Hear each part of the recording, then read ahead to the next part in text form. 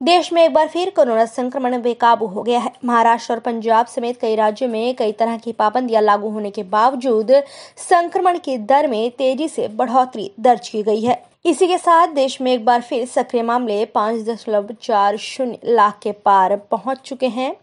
पंजाब में संक्रमण दर में अचानक से हुआ इजाफा के बाद स्वास्थ्य मंत्रालय ने आरोप लगाया है कि पंजाब न तो पर्याप्त संख्या में जांच कर पा रहा है और न ही कोरोना वायरस से संक्रमित लोगों को तत्काल आइसोलेट कर पा रहा है। कि पंजाब की पॉजिटिविटी ऑलमोस्ट 9% है। इसका अर्थ ये है कि आप पर्याप्त संख्या में टेस्ट नहीं कर रहे हैं और आप जितने पॉजिटिव लोग हैं न तो उनको चिन्हित कर पा रहे हैं और न ही उनको अलग से फिजिकली आइसोलेट कर पा रहे हैं। This signifies that neither are you doing adequate number of tests nor are you able to promptly isolate the positive people. So this then leads to certain solutions which have to be implemented in the field, about which we will brief you in course of this presentation. Punjab में फरवरी के दूसरे सप्ताह में औसतन 8 मृत्यु प्रतिदिन होती थी। अब ये आंकड़ा बढ़कर 52 मृत्यु प्रतिदिन हो गया है।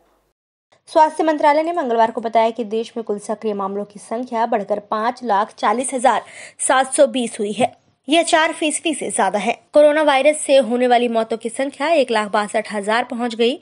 वहीं रिकवरी रेट 94% है। केंद्रीय स्वास्थ्य सचिव राजेश भूषण ने बताया कि देश के 10 जिले जहां सक्रिय मामलों की संख्या सबसे ज्यादा है, उनमें से 8 जिले महाराष्ट्र के हैं। देश में नए कोरोना स्ट्रेन के मामलों में भी बढ़ोतरी हुई है। देश में अभी तक ब्रिटेन कोविड वेरिएंट के 807, अफ्रीकी वेरिएंट 47 और ब्राजील वेरिएंट का एक मामला मिला है।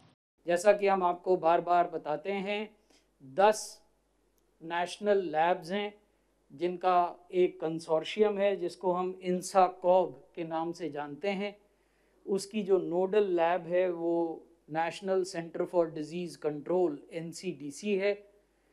इन 10 लैब्स ने अब तक 11,64 जीनोम सीक्वेंसिंग दिसंबर से लेकर अब तक की हैं और इन्होंने पाया है कि उसमें 807 यूके वेरिएंट हैं, 47 साउथ अफ्रीकन वेरिएंट हैं और एक ब्राज़ीलियन वेरिएंट इन्होंने पाया है। अब वैक्सीनेशन की बात हम आपसे करना चाहेंगे। आज सुबह 10 बजे तक 6,11,00,000 से ज़्यादा वैक्सीन डोजेज देश में एडमिनिस्टर की जा चुकी थी। इन 6,11,00,000 में से 3,50,00,000 डोजेज 45 साल से ऊपर के लोगों को और 60 साल से ऊपर के लोगों को एडमिनिस्टर की गई। ये महत्वपूर्ण तथ्य है। उधर चंडीगढ़ में कोरोना तेजी से फैल रहा है। 18 मार्च से पहले शहर में भी एक भी कंटेनमेंट जोन नहीं था, लेकिन अब इनकी कुल संख्या 50 हो गई है। यूटी प्रशासन ने मंगलवार को 25 और नए कंटेनमेंट जोन की घोषणा की है। इन इलाकों में किसी के भी आने जाने पर रोक रहेगी। नए कंटेनमेंट जोन में लागू की जाने वाली सख्तियां 30 अप्रैल तक जारी रहेंगी।